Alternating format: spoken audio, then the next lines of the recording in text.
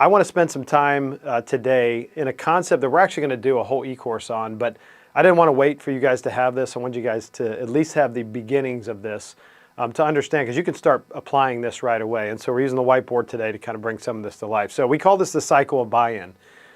So many times I hear, especially when we're doing 360s and things like that on people, we hear about people on your team being left behind, or hey, I'm never enrolled in this, or they really don't care what I think, or they're not really asking, they're kind of coming in and telling, or whatever that is. And so you may experience some of that in your organization. You may know people in your organization that kind of experience this. This is called the cycle of buy-in, because we all know that weigh-in equals buy-in. When we invite people into the process with us, something really powerful happens. But there is an element of art to this that we want to make sure that we're driving through in our organization. So when we talk about the cycle of buy-in, the first thing we're talking about is clarify the problem. And usually that's done with a statement, okay? What is the problem we're trying to solve here, okay? We'll put some kind of a statement together around this clarity of the problem, because we want everybody to be solving for the same thing.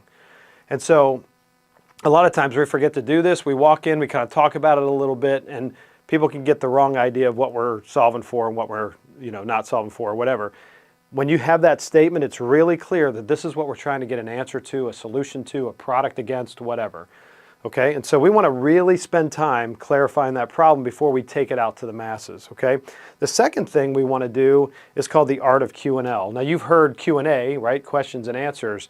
The art of Q&L is questions and listening. As a leader, or as a team member, or as somebody who's coming in with this problem that we're trying to solve, and we want to get buy-in from other people, we've got to come in with questions, and then we have to actively listen to what they're saying. We have to really hear, because there may be a department that you're going into and you're asking the questions, and they've got data that's really going to help solve this problem. But a lot of times, we as leaders or we as team members, we miss this. We go in and we kind of drop the statement. We already think we know the answer in our head, so we don't really ask the right questions, and we don't really listen for what they can offer us.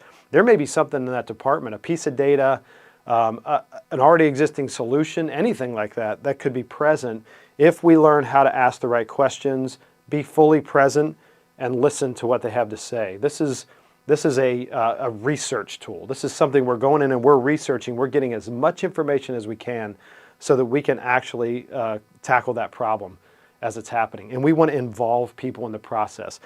When you're asked something, think of on the receiving end. When somebody comes into your office and says, hey, I need your opinion on this, or I need to understand this better. Could you help me figure this out? There's something very empowering about that if you're on the receiving end of that, especially if that person continues to ask meaningful questions and then actively listens to you without being distracted in a whole lot of other ways, okay? And so the art of Q&L. So now we've kind of got everybody sort of fired up about this. Then we talk about the collective what if. This is a collaborative innovation session. This is, let's invite the right people to the room. Let's hear what everybody has to say. Let's get all that data on the table. Let's inspire them with everything we've learned in our Q&L session and put it all on the table and say, okay, guys, let's solve this together. And so everybody's actively kind of working on this together. And hey, what if we did this? What if we tried this? What if we applied this from over here, over here? This collective what if is magical, because what's happening is not just you're solving a problem, you're actually cohesively gelling a team together because they're all working on it. Where opinions are heard, where no idea is shot down, no matter how bad it is. If you know anything about innovation or ideation, what you'll realize is that the really good ideas, so if you look at the spectrum of, hey, bad ideas are right out here on the edge, the good ideas are just inside those really bad ideas. Okay, and that's how we're going to collectively solve the what if. But we're doing it together, and we're inviting the right people into the room. Even if those people are contrarians, if they're sometimes hard to work with or whatever, the bottom line is when you bring them on as assets to that process, something meaningful happens in that. Now, we've kind of come away with several solutions coming out of this, and now we have to present it maybe to upper management or to a client or to whatever that looks like. This is really, really important to keep this going, the credit flywheel. So we're in that room as a leader, and I've seen leaders do this, and it can be so demoralizing to all the people that were part of this process. the leader gets in and says, I came up with this, I solved this problem, I did this thing, and I thought of it this way, and we sort of subtly work some things in. In fact, when you give credit to other people, that's a level 5 leader move. When you give credit to other people in this process, there's something magical that happens to make this thing go a lot smoother the next time, right? We call it the flywheel because it's about momentum. It's about turning this wheel. And so when you get in there and say, hey, first of all, I want to acknowledge this entire team. Let me just kind of list all the people that were part of this. Everybody contributed to this. Terry did a great job over here. Ben brought this thing in. Ann was amazing at organizing all this stuff. And Ted and John, they brought in some amazing ideas to this. And so we collectively went after this, and here's how we came up with these ideas. And then we present our ideas.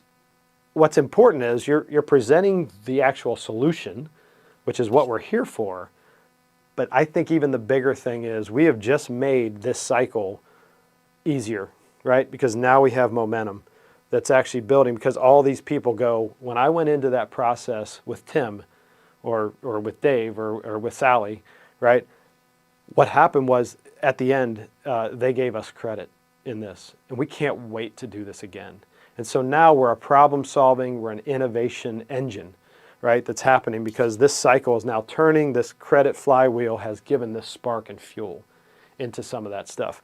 And so if this isn't the way you guys solve problems in your organization, come up with new products, new ideas, whatever it is, you're really going to want to think about the buy-in cycle. How do we make this thing work? Okay, the cycle of buy-in is a really important mechanism.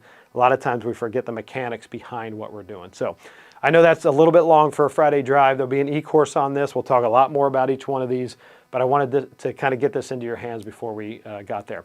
Secondly, what's going on at 5 Capitals? We have our Next Level Leader that's coming up on February 21st. This will be our 3rd Next Level Leader. We have learned a lot in the first 2 and gotten really good feedback from the people that are in those. And that has sparked some nuances and some changes that are making this an amazing experience for those emerging leaders in your organization that are coming up. If you don't have time, or you don't have the skill set, you're not quite sure how to teach both the soft and the hard skills that are necessary for those up and coming, diamonds in the rough leaders that are coming through your organization, you're really going to want to sign them up for Next Level Leader, okay? And then third, and I thought this was really important, I listened to this over the holiday break, and I've been kind of holding on to this. I've got a podcast from the Accidental Creative, a friend of mine, who I, through circles and things like that, who has done something on the imposter syndrome. And I know I've talked to a lot of you, my clients, about this, but I know we've got an extended sort of group family listening in on this. And so I want to give you this podcast, and it's about 16 minutes, so it's not a super long podcast, but I would absolutely ask you to listen to this, because I think this is something that we all deal with at some level, and if we're not dealing with it, there's a good chance our people are dealing with it. So I want to make sure you listen to that too. So check that out. And I appreciate you guys and the patience putting this Friday drive together, and we should get back on the regular weekly Friday drives from here. So hope you guys have a great weekend, and we'll see you next week.